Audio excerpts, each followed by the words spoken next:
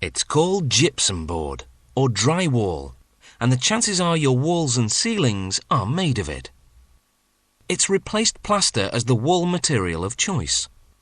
Workers just mount the sheets onto wood framing, plaster the joints, then sand and paint.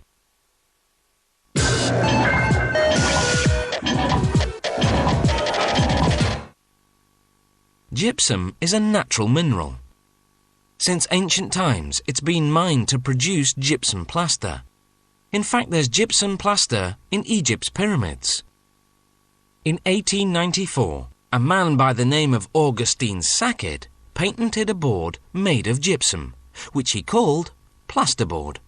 But it didn't become the norm in construction until the building boom that followed World War II, when busy contractors abandoned plaster in favour of this faster and cheaper way to build walls.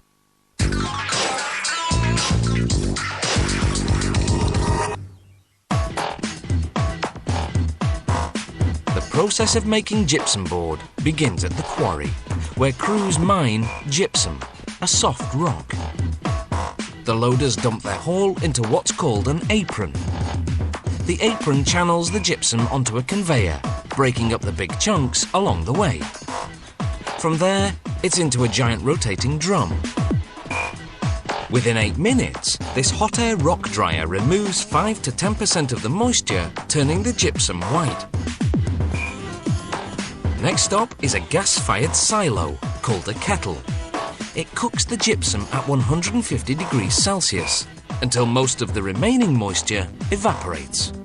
Feeding the kettle is a mill that grinds the lumpy rock into what's called stucco, a fine powder the consistency of wheat flour.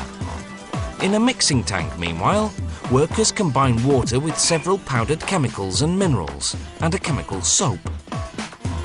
The dry additives give the board the required structure, while the soap creates air bubbles to make the board lighter.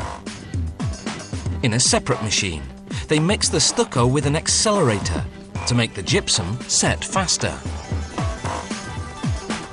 Now they combine the two separate batches, creating a mixture called a slurry.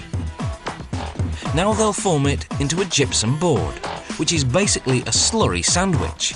The bread is this thick, heavyweight paper.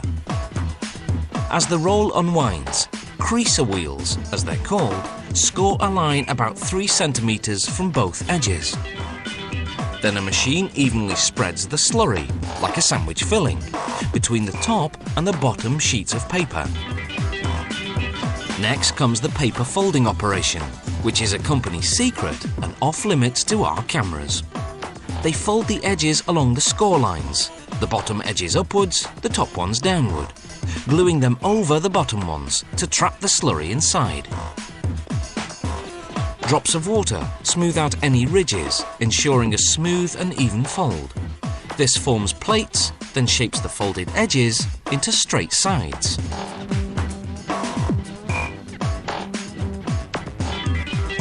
An optical sensor checks the depth of the board's recess. This is where the joint tape is put to connect one board to the next when building a wall. The forming station spews out 305 continuous meters of gypsum board at a time. A cutter now chops that mega board.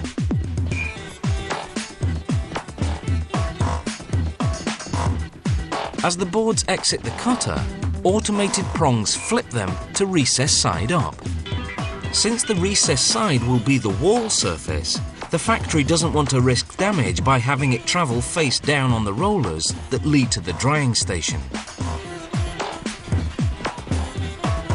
The gas-fired hot air dryer is more than 150 meters long and has 8 decks. The factory can cure hundreds of boards at a time.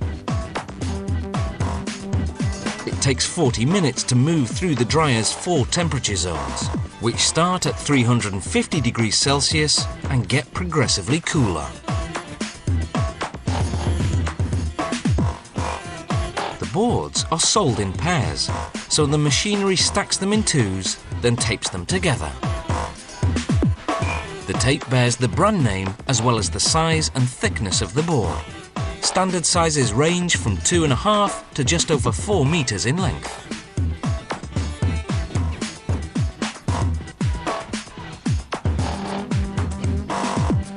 The tape also tells the consumer what type of gypsum board it is. There's standard drywall for building walls in homes. There's a moisture-resistant version for humid areas, such as bathrooms. There's also fire-resistant gypsum board, usually required by law for commercial buildings. Now it's your job to make sure you don't hire a cowboy to fit them.